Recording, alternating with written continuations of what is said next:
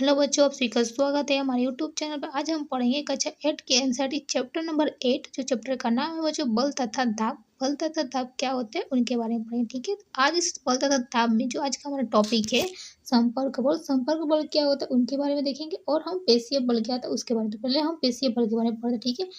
क्या आप मेज पर रखी किसी वस्तु को बगैर छुए या उठा सकते हैं? बगैर छुए आपको कोई कह दे कि अपने एक मेज पर किसी एक पुस्तक रखी है, कोई पुस्तक रखी है, बगैर उसको छुए ही या धकेले उठा सकते हैं, क्या बगैर पकड़े पानी की किसी बाल्टी को उठा सकते हैं? आपको कोई कह दे कि जाओ उस मेज पर रखा है गिलास में पानी, उसको बिना छुए ही पी लो, बिना छुए ही क्या करो, पियो, या उस वस्तु को बिना छुए उठा दो वहाँ से। तो बगैर पकड़े पानी के गिलास को पानी की बाल्टी उसको उठाने के लिए कोई तो उठा सकते हैं। सामान्यतः आपको बता दें, सामान्यतः किसी वस्तु पर बल लगाने के लिए, किसी वस्तु को बल लगाने आपके शरीर का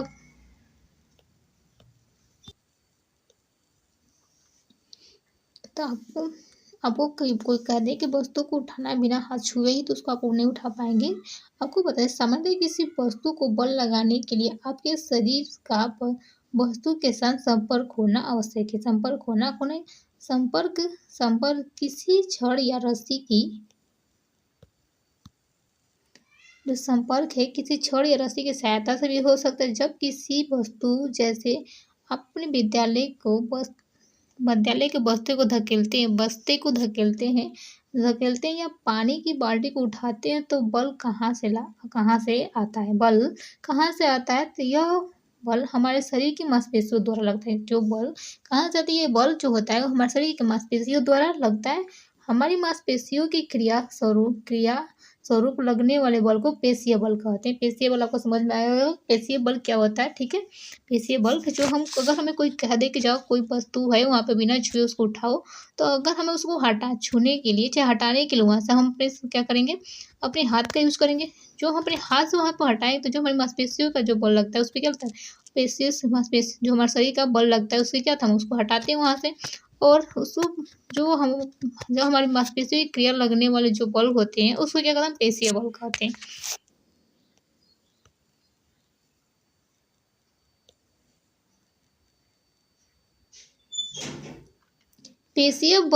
पेशीय बल में हम अपने पेशीय बल ही हमें अपने सभी क्रियाकलाप करने योग्य बनाता है। जो पेशीय बल होता है हमें अपने सभी क्रियाकलाप जितने भी कार्य कि हम अपने यहाँ से उठाते हैं वहाँ रखते हैं कोई चीज को, तो क्या होता है वो पेशीय बल के कारण ही होता है, ठीक है।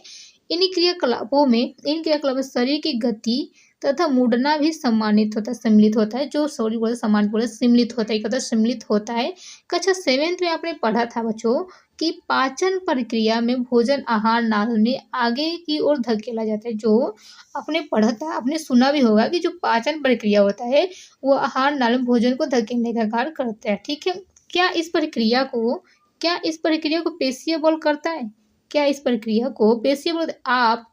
यह भी जानते हैं कि श्वसन प्रक्रिया में वह अंदर लेते हैं और बाहर निकालते समय फेफड़े में फैलते और सिकुड़ते हैं। श्वसन प्रक्रिया संभव बनाने के लिए पेशियां कहाँ स्थित होती है? श्वसन प्रक्रिया होती है, संभव बनाने के लिए पेशी श्वसन क्रिया हो, वो पेशियां कहाँ स्थित होती है? तो हमारे शरीर में पेशियों द्वारा बल लगाने के लिए आपको बता दें कि हमारे शरीर में पेशी है, पेशियों द्वारा बल लगाने के कुछ और उदाहरण आप बतला सकते हैं।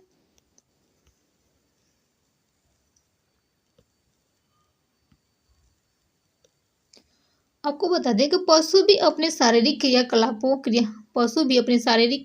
तथा अन्य कार्यों को करने के लिए पेशीय बल का उपयोग करते हैं।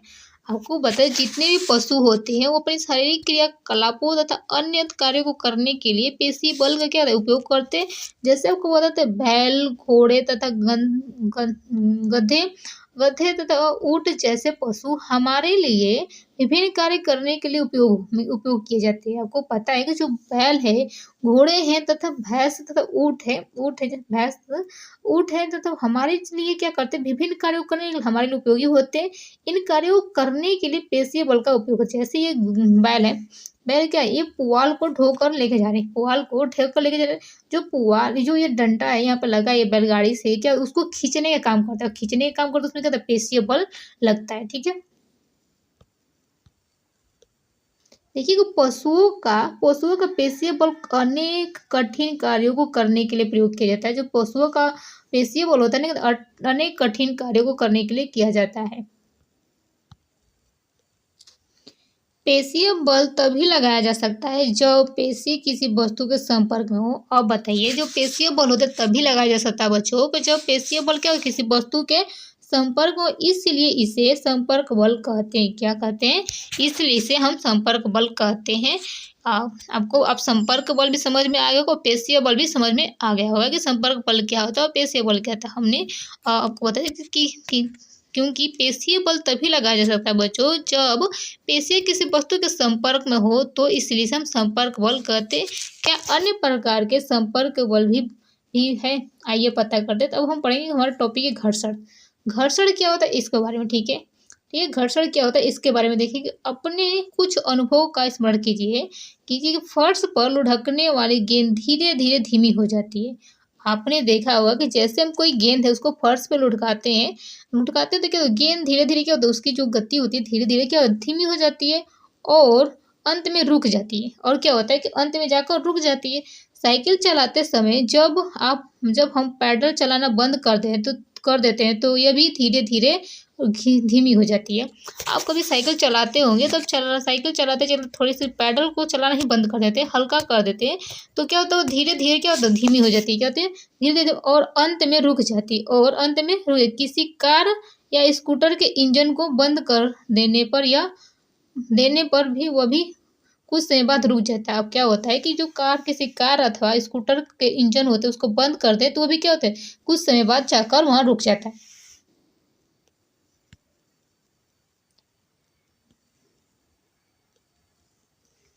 रुक जाता है। इसी प्रकार नाव भी खेलना बंद कर दे, नाव को खेलना बंद कर दे तो वो भी क्या कुछ कुछ देर रुक जाती है। क्या आप इस प्रकार के कुछ अन्य अनुभवों से भी जोड़ सकते हैं, आपके पास जो भी हो सामान उसको भी और भी जोड़िए, ऐसे एग्जाम्पल मिले तो, ठीक है। इन सभी स्थितियों में वस्तुओं पर कोई बल लगता है प्रतीत नहीं होता। आपको पता है कि इन सभी स्थितियों में क्या होता है कि वस्तुओं पर कोई बल लगता प्रतीत नहीं होता है। फिर भी इसकी चाल धीरे धीरे कम होती जाती है, फिर भी इसकी चाल होती है क्या होती है धीरे धीरे कम हो जाती है, अंत में विरामावस्था में आ जाती है। आप इन सभी जितने भी हम इस उदाहरण एग्जाम्पल देखे हैं तो उस पर कोई वस्तु को बल लगता दिखाई नहीं देता, ठीक है, प्रतीत नहीं होता। फिर भी क्या होता है उनकी चाल क्या धीरे धीरे कम हो जाती है और अंत में क्या होता है कि अंत में लास्ट समय जाकर एक जगह रुक जाते हैं, विरामावस्था में आ जाते हैं, रुक जाते हैं। इनकी जो गति की अवस्था में परिवर्तन किस कारण होता है, जो इनकी गति है उसकी अवस्था में परिवर्तन किस कारण होता है। क्या इन पर कोई बल लग रहा होता है, इन पर क्या जो इनको गति की अवस्था में लाने के लिए इन पर क्या कोई बल लग रहा होता है। क्या आप अनुमान लगा सकते हैं बच्चों की प्रत्येक दशा में बल किस दिशा में लग रहा होगा। बल प्रत्येक जो इनकी पोजीशन होती है उसमें बल किस दिशा में लग रहा होगा। इन सभी उदाहरणों में वस्तु की गति की अवस्था में परिवर्तन का कारण घर्षण बल है। आपको बता दें कि इन सभी उदाहरणों में वस्तु की गति की अवस्था में परिवर्तन का कारण क्या है, घर्षण बल के कारण होता है। घर्षण बल के कारण होता है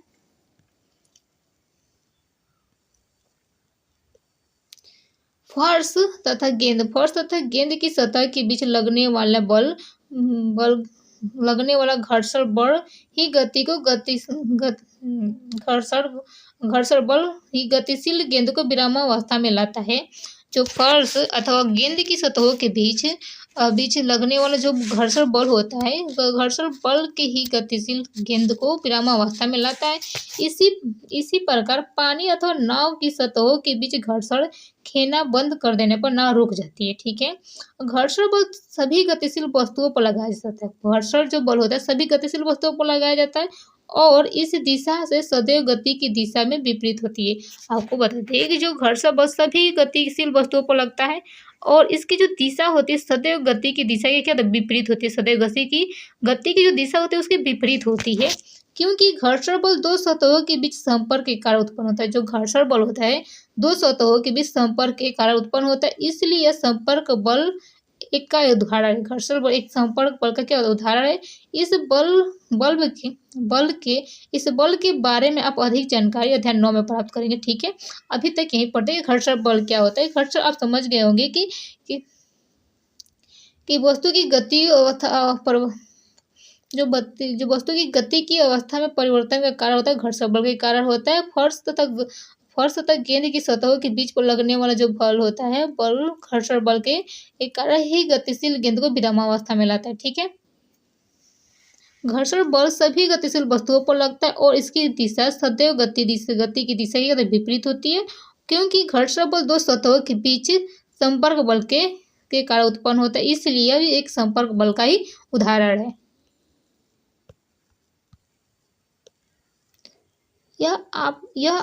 आप यह भी जानने के लिए उत्सुक होंगे कि क्या यह आवश्यक है कि किसी वस्तु पर बल लगने वाला बल सदैव संपर्क बल ही हो। ये पता लगे क्या आप ये भी जानने के लिए उत्सुक होंगे बच्चों कि क्या आवश्यक है कि सभी वस्तुओं पर लगने वाला बल संपर्क बल ही होगा। तो आइए इसके लिए बढ़ता बढ़े अब हम पढ़ेंगे बच्चों जो आपका हमारा टॉपिक है आज का। अब हमारा टॉपिक है असंपर्क बल क्या होता है उनके बारे में। असंपर्क बल क्या होता है उनके बारे में। तो जो इसमें हमारा टॉपिक है चुंबक बल क्या होता है इसके बारे में पढ़ेंगे। तो चलिए क्रियाकलाप थोड़ा देखते हैं, उसके बाद चुंबक बल को पढ़ते हैं। एक छड़ चुंबक को एक युग्म लेना, क्या करना है, एक छड़ का चुंबक का जोड़ा लेना है, क्या करना है, जोड़ा लेना है।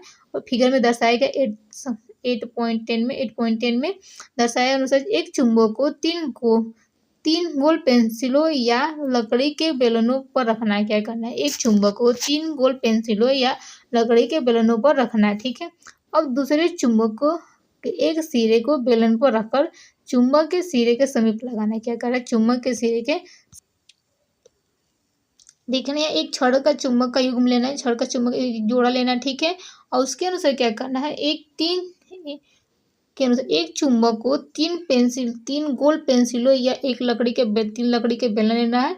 अब दूसरे चुंबक के एक सिरे को बेलनों पर रखकर चुंबक के सिर के समीप लगाइए। ठीक है, ध्यान रखें कि दोनों चुंबक एक दूसरे को स्पर्श न करें। देखिए क्या होता है। अब चुंबक के दूसरे सिरे को बेलनों पर रखे, बेलनों पर रखे, चुंबक के उसी सिरे के समीप लाइए। प्रत्येक बार नोट कीजिए क्या होता है जब दूसरे चुंबक को बेलनों के दूसरे बेलनों पर रखे चुंबक के समीप लाया जाता है। तो आपको क्या करना है कि देखिए ऐसे ही फिगर में आपको क्या करना है, एक बेलन का चुंबक लेना, 2 जोड़ा चुंबक का होना चाहिए। ठीक है, एक युग्म लेना है। आपको क्या 3 पेंसिल लेना है, 3 पेंसिल आराम से मिल जाएगा। ठीक है, ना मिले तो कोई लकड़ी का गोल ले लीजिएगा, लकड़ी का डंडे गोल हो। ठीक है, उस पर क्या करना, एक चुंबक को रख देना है, इन तीनों पेंसिल के इस प्रकार रख देना है। ठीक है, उसके ऊपर चुंबक रखना और दूसरे चुंबक को भी अपने हाथ से उसको टच कराने की कोशिश करना। ठीक है, और फिर एक और एग्जांपल करें। अब दोनों चुंबकों के बीच आकर्षण या प्रतिकर्षण का परीक्षण करना है। आपको क्या करना है, कौन सा चुंबक, जैसे ही आप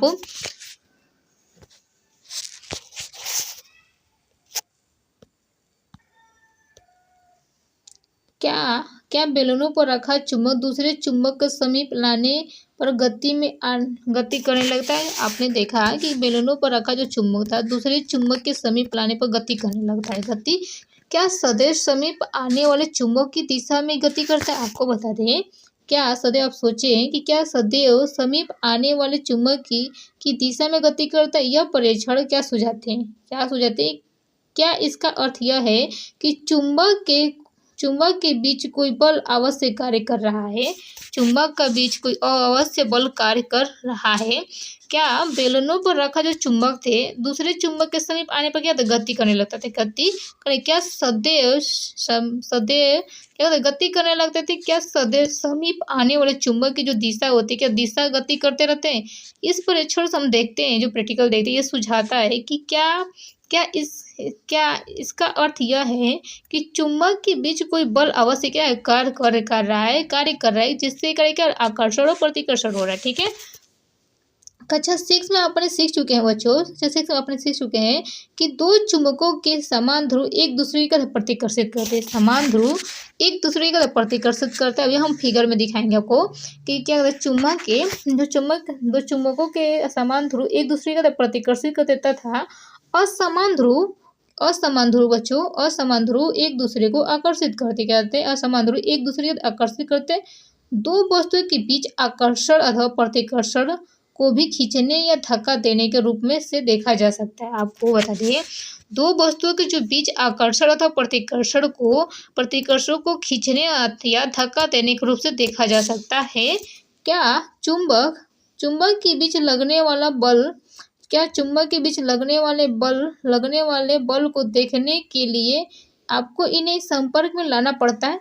आपको बता दें कि क्या आपको आकर्षण और प्रतिकर्षण देखने के लिए चुंबक को बीच लगने वाले बल को देखने के लिए आपको इसे लाना पर एक चुंबक दूसरे चुंबक पर बगैर संपर्क में आ ही बल लगा सकता है। आपको बता दें, एक चुंबक दूसरे चुंबक को बगैर संपर्क में आ ही क्या बल लगा सकता है। चुंबक द्वारा लगाया गया बल क्या असंपर्क बल का एक उदाहरण है। चुंबक द्वारा लगाया गया बल क्या होता है, असंपर्क बल का क्या होता है, उदाहरण होता है। देखिए, ये पेंसिल है, पेंसिल पे एक चुंबक को रखा गया है। देखिए, इसका जो समान ध्रुव है, समान ध्रुव क्या है, ये असमान ध्रुव है, क्योंकि इधर का ब्लू है, ये इधर का नहीं, इधर का रेड है, इधर का ब्लू है। ठीक है, असमान ध्रुव है तो क्या एक दूसरे को आकर्षित करेंगे, एक दूसरे को क्या आकर्षित करेंगे। ऐसे इस फिगर में देखिए कि जो ये दोनों क्या है, समान ध्रुव, इधर का भी किनारा ब्लू है, इधर का भी किनारा क्या ब्लू है। ये क्या कर एक दूसरे को आकर्षित नहीं कर, प्रतिकर्षित, एक दूसरे को धक्का दे रहे हैं, एक दूसरे को क्या धक्का देने कर रहे हैं।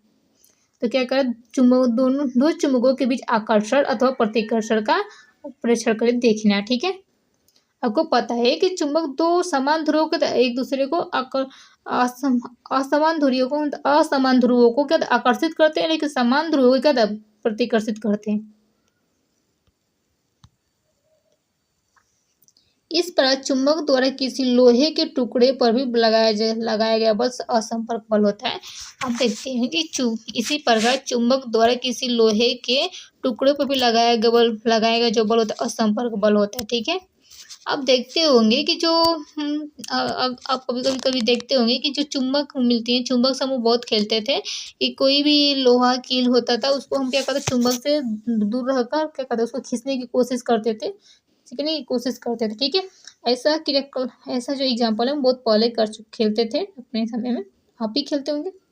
स्थिर वैद्युत बल क्या होता है, स्थिर वैद्युत बल प्लास्टिक का एक स्ट्रॉ लेना है, आपको क्या करना है, स्थिर वैद्युत बल क्या होता है, एक प्लास्टिक का कोई स्ट्रॉ लेना है, इसको लगभग 2 बराबर भागों में काट लेना है। क्या करना है, इसको 2 बराबर भागों में काटिए। धागे की सहायता से एक टुकड़े को किसी मेज के किनारे पर लटकाना है। आपको कहना है धागे की सहायता से एक टुकड़े को मेज की किनारे पर लटका देंगे। अब स्ट्रॉ के दूसरे टुकड़े को अपने हाथ में पकड़ लेना। क्या करना है, और अपने हाथ में पकड़ और इसके स्वतंत्र सिरे को कागज की एक शीट से स्ट्रॉ के रगड़े हुए सिरे पर लटके हुए स्ट्रॉ के समीप लाना है। क्या करें, सुनिश्चित कीजिए कि दोनों टुकड़े एक दूसरे को स्पर्श न करें। और आप क्या देखते हैं, आप क्या देखते हैं कि अब लटके हुए स्ट्रॉ स्वतंत्र सिरे को कागज की शीट से रगड़िए, फिर दूसरे स्ट्रॉ को टुकड़े की जिस पहले ही कागज की शीट से रगड़ चुका है और लटके हुए स्ट्रॉ के स्वतंत्र सिरे के समीप लाइए। आप क्या देखते हैं, देखिए क्या करना है, यहाँ पे एक स्ट्रॉ है, इसको हम कागज से रगड़े थे, कागज से रगड़ा हुआ स्ट्रॉ दूसरे स्ट्रॉ को क्या आकर्षित करता है, लेकिन यदि लटका हुआ स्ट्रॉ कागज की शीट से रगड़ा जाए तो उसे प्रतिकर्षित करता है। क्या करता है, प्रतिकर्षित करता है। क्या करेगा, हम कागज से रगड़ा हुआ स्ट्रॉ दूसरे स्ट्रॉ को आकर्षित करता है, दूसरे स्ट्रॉ को आकर्षित करता है, लेकिन जो लटका हुआ स्ट्रॉ कागज के शीट से रगड़ा जाए तो क्या तो उसे प्रतिकर्षित करता है। ये एग्जाम्पल आप देख भी सकते हैं। कागज की शीट से रगड़े जाने पर स्थिर वैद्युत आवेश उत्सर्जित करता है। कागज की शीट से जो रगड़ा रगड़ा जाने वाला जो स्ट्रा था हमारा, स्ट्रा था वो क्या स्थिर वैद्युत आवेश क्या उत्सर्जित करता है, उत्सर्जित कर लेता है। ऐसा स्ट्रा आवांशित आवांशित वस्तु को एक उदाहरण, आवांशित वस्तु का एक उदाहरण। एक आवेशित वस्तु द्वारा किसी दूसरी आवेशित वस्तु अथवा अनावेशित वस्तु पर लगाया गया बल स्थिर वैद्युत बल कहलाता है। आपको बता दें एक आवेशित वस्तु है, आवेशित वस्तु द्वारा किसी दूसरी आवेशित अथवा अनावेशित वस्तु पर लगाया गया बल क्या कहते हैं, बल स्थिर वैद्युत बल कहा जाता है। ठीक है, वस्तुओं के संपर्क में न होने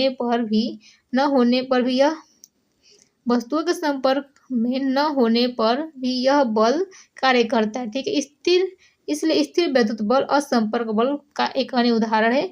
क्या आप अध्याय 12 में विद्युत आवेश के बारे में विस्तार से अध्ययन करेंगे। ठीक है, अब हमारा अगला टॉपिक गुरुत्वाकर्षण बल क्या होता है उनके बारे में पढ़ेंगे। गुरुत्वाकर्षण बल क्या होता है उनके बारे में पढ़ेंगे।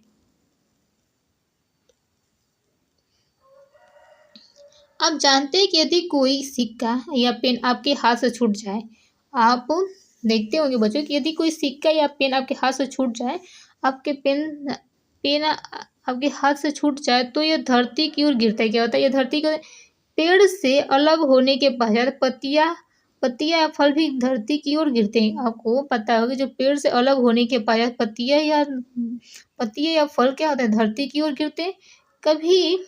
कभी आपने सोचा है कि ऐसा क्यों होता है। आप जानते होंगे कि जो पेन है अगर हम उसको ऊपर ही फेंके तो नीचे ही आता है, अगर कोई खेल को हम कोई वस्तु को ऊपर फेंकते क्या वो भी नीचे आता है। ठीक है, तो जो धरती पे ही क्या गिर जाता है, पेड़ से अलग होने के पश्चात भी जो पत्तियां होती हैं वो ऊपर की तरफ नीचे की तरफ धरती पे ही क्या गिरती है, फल भी क्या होता है पकने के बाद धरती पे ही गिरता है। ऐसा क्यों होता है, कभी आपने सोचा है। आपको बता दें जब सिक्का अपने हाथ से पकड़ा हुआ है, जब सिक्का आप हाथ में पकड़ा हुआ है तो यह विरामावस्था में है। क्या होती है, जब आप सिक्के को अपने हाथ में पकड़े होते हैं तो वह विरामावस्था में, जैसे ही इसको छोड़ा जाता है तो वह नीचे की ओर गिरना प्रारंभ हो जाता है। जैसे हम इसको छोड़ते हैं सिक्के को अपने हाथ से, ठीक है, वह नीचे की ओर गिरना प्रारंभ हो जाता है। इससे स्पष्ट है कि सिक्के की गति की अवस्था में परिवर्तन होता है। सिक्के की जो गति है, सिक्के का जो गति है क्या उसकी अवस्था में क्या परिवर्तन होता है, गति के परिवर्तन होता है। यह इस पर बिना बल लगे ऐसा होता है। आपको बता दें कि जो ये होता है इस पर बिना बल लगे ही ऐसा होता है। यह बल कौन सा है, बताना है आपको कि यह बल कौन सा है जो सिक्के को अपने नीचे की तरफ कोई भी किसी भी वस्तु को नीचे की तरफ खींचता है।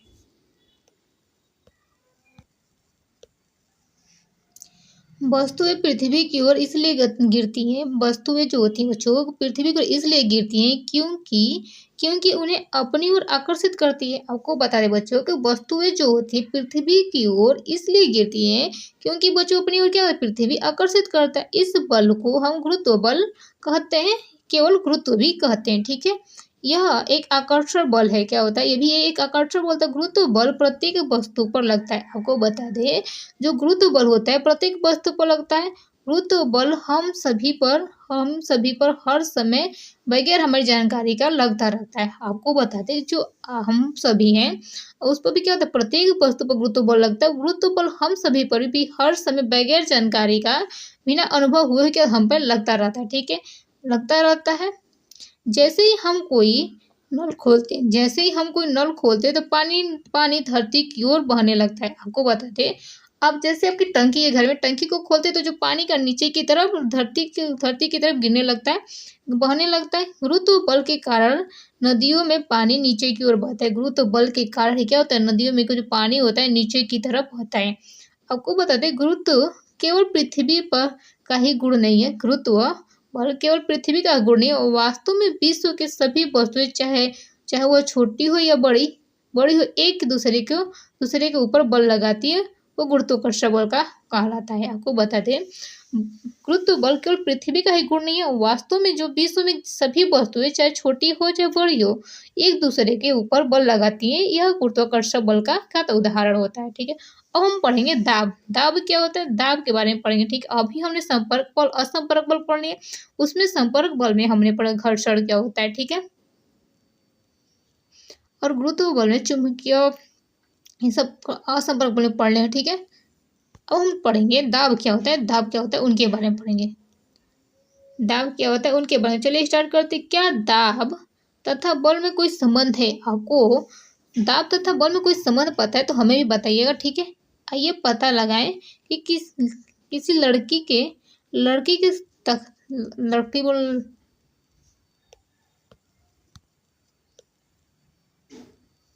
किसी लकड़ी के तख्ते में एक कील को इसके शीर्ष पर ठोकने का प्रयत्न करना। आपको क्या करना है, एक लकड़ी का तख्ता लेना है, तख्ते में किसी कील को, एक कील को इसके शीर्ष पर ठोकने का प्रयास करना है, ठीक है।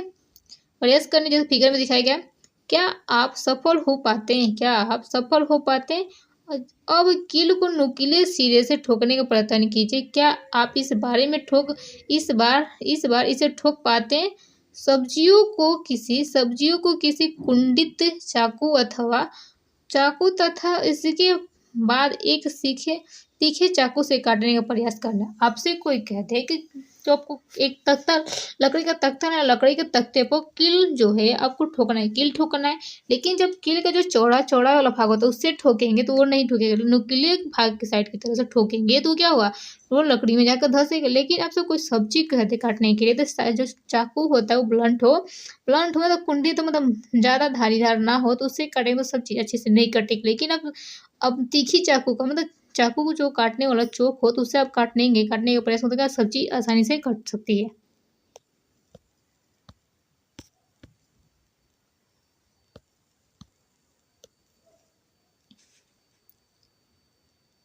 क्या आपको ऐसा लगता है कि जिस क्षेत्रफल पर बल लगाया जाता है, क्या आपको ऐसा लगता है बच्चों कि जिस क्षेत्र पर बल लगाया जाता है, मतलब उदाहरण के लिए कील के नुकीले सिरे पर, वह इन कार्यों को आसान बनाने के लिए भूमिका निभाता है। वह इन कार्यों को आसान बनाने के लिए भूमिका निभाता है।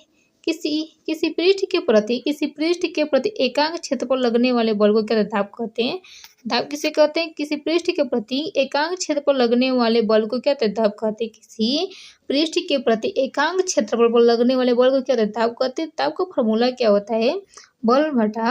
बल बटा क्षेत्रफल जिस पर बल लगता है, जिस पर यह लगता है बल। दाब क्या होता है? दाब का जो फॉर्मूला होता है, दाब इक्वल टू बल बटा क्षेत्रफल जिस पर बल लगता है, जिस पर यह लगता है, ठीक है। यहाँ पर हम केवल उन बलों का विचार करते हैं जो उस पृष्ठ के लंबवत में या जिस पर दाब लगा ज्ञात होता है, जिस पर लंबवत में या जिस पर ज्ञात होता है। आप पहले जानना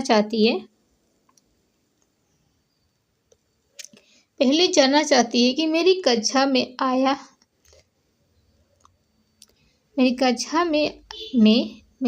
समझ में आया कि कुलियों जब भारी बोझ उठाना होता है तो वे अपने सिर पर एक कपड़े को गोल लपेट कर क्यों रखते हैं। आपको बता दें जो पहले को समझ में आ गया कि जो कुलिया होते हैं, जो सामान ढोने वाले कुली होते हैं, वो भारी बोझ को उठाना होता है तो वे अपने सिर पर एक कपड़े को गोल लपेट लेते हैं। गोल लपेट कर क्यों रख लेते हैं? गोल लपेट कर क्यों? इस प्रकार वे अपने शरीर से बोझ को संपर्क क्षेत्र पर बढ़ा देते हैं।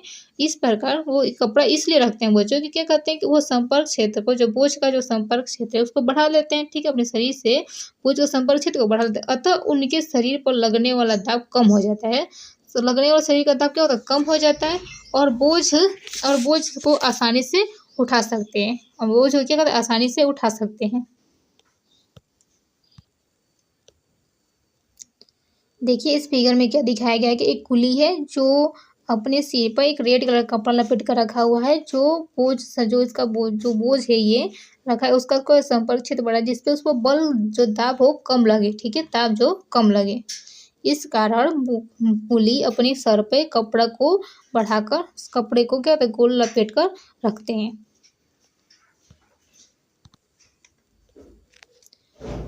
ध्यान दीजिए कि उपरोक्त व्यंजक में क्षेत्रफल हर में है। आपको बता दें कि ध्यान देना है कि जो उपरोक्त व्यंजक में क्षेत्रफल में हर है, इसलिए यदि बल बराबर हो तो पृष्ठ का क्षेत्रफल जितना कम होगा उस पर दाब उतना ही अधिक होगा। आपको बता दें कि इसलिए इसलिए यदि बल बराबर है, यदि बल बराबर हो तो पृष्ठ का क्षेत्रफल जितना कम होगा उस पर दाब उतना अधिक होगा।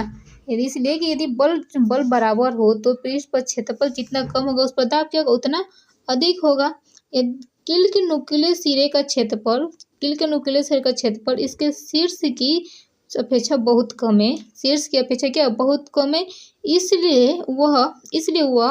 इसलिए वही बल कील के नुकीले सिर को लकड़ी को तख्ते में ठोकने के लिए क्या पर्याप्त दाब उत्पन्न करता है। आपको पता होगा कि जो बल पृष्ठ का क्षेत्रफल जितना कम होगा दाब उतना अधिक होगा। क्या होगा, आपको पता है जो हम ठोकने के लिए तख्ते पर ठोकने के लिए जो कील लिए थे, कील का जो सिरा होता है क्या होता है, उसका क्षेत्रफल कम होता है। क्षेत्रफल कम होने की वजह से दाब अधिक लगता है। दाब क्या होता है, दाब अधिक लगता है। इस नुकीले सिरे को लकड़ी के तख्ते में ठोकने के लिए पर्याप्त दाब उत्पन्न करता है। ठीक है, क्या आप बता सकते हैं कि कंधे पर लटकाने वाले थैले में चौड़े पट्टियाँ क्यों लगाई जाती है। आपको पता है कि जो आपकी बैग है, बैग लेकर पढ़ने जाते हो तो आपको पता है कि जो कंधे पर लटकाने वाले थैले होते हैं उनकी चौड़ी पट्टियाँ क्यों बनाई जाती है। चौड़ी पट्टियाँ क्यों बनाई जाती है, क्यों लगाई जाती है।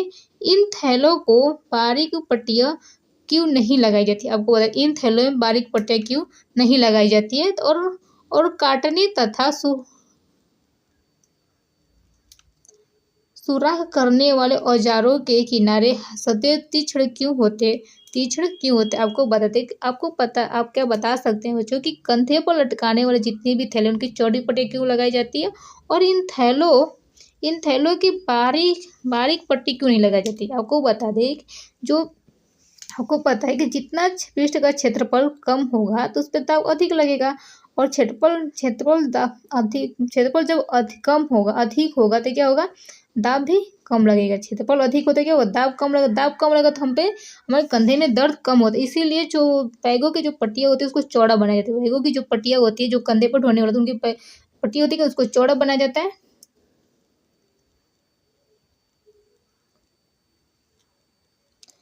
क्या द्रव तथा गैसों द्वारा भी दाब लगता है। आपको बता दें कि जो आपको अनुमान लगाइए, सोचिए क्या द्रव तथा गैसों द्वारा भी दाब लगता है। क्या यह उस क्षेत्रफल पर भी निर्भर होता है जिस पर बल कार्य करता है। आइए ज्ञात करते हैं, क्या द्रव तथा गैसों द्वारा भी दाब लगता है। या द्रव तथा जो लिक्विड होते हैं और गैस भी होते हैं उनमें भी दाब लगता है। क्या यह उस क्षेत्रफल भी निर्भर होता है जिस पर बल कार्य करता है। आइए ज्ञात करते हैं। तो अब हमारा अगला टॉपिक द्रव तथा गैसों द्वारा लगाया गया दाब। द्रव तथा गैसों द्वारा लगाया गया दाब। वीडियो कैसी लगी, अगर वीडियो अच्छी लगे तो वीडियो को लाइक शेयर और सब्सक्राइब करना प्लीज ना भूलें।